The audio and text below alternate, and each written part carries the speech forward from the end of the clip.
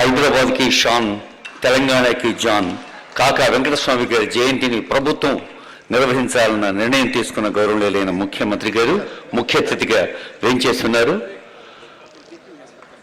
గౌరవనీయులైన ముఖ్యమంత్రి వర్యులకు,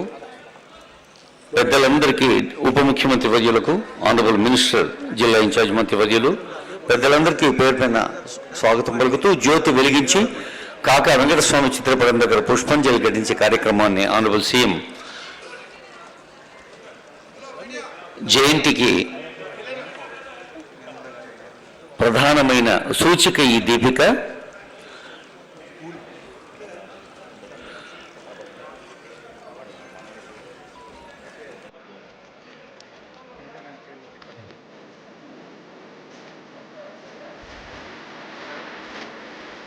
జీవితం పర్యంతము ప్రజల సేవలోని తన జీవితాన్ని అంకితం చేసి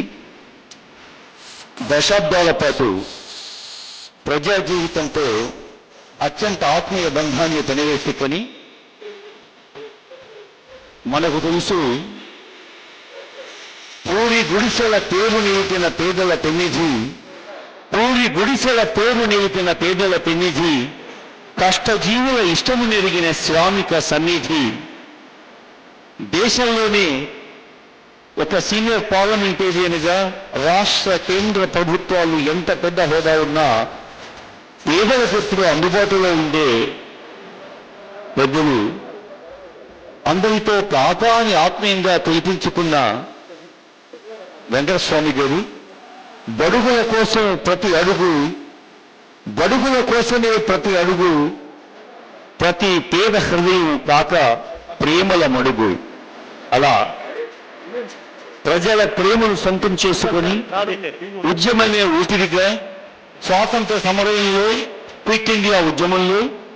తొలి మళ్ళీ తెలంగాణ ఉద్యమంలో అంతులేని ప్రభావవంతమైన ముద్ర వేసిన పెద్దలు, మరువలేని మహానేత మన కాకా వెంకటస్వామి గారి జయంతిని ముఖ్యమంత్రి గారు మన భాగ్యనగరంలోనే కాదు యావత్ తెలంగాణ రాష్ట్రంలో ప్రభుత్వం పక్షాన్ని నిర్వహించాలని నిర్ణయించడం, మరి ప్రభుత్వం తరఫున వారి కుటుంబ సభ్యులందరి తరఫున వెంకటస్వామి గారి అభిమానులు, అనుయాయులు అందరి పక్షాన హృదయపూర్వక స్వాగతం తెలియచేస్తోంది ఈ వేదిక.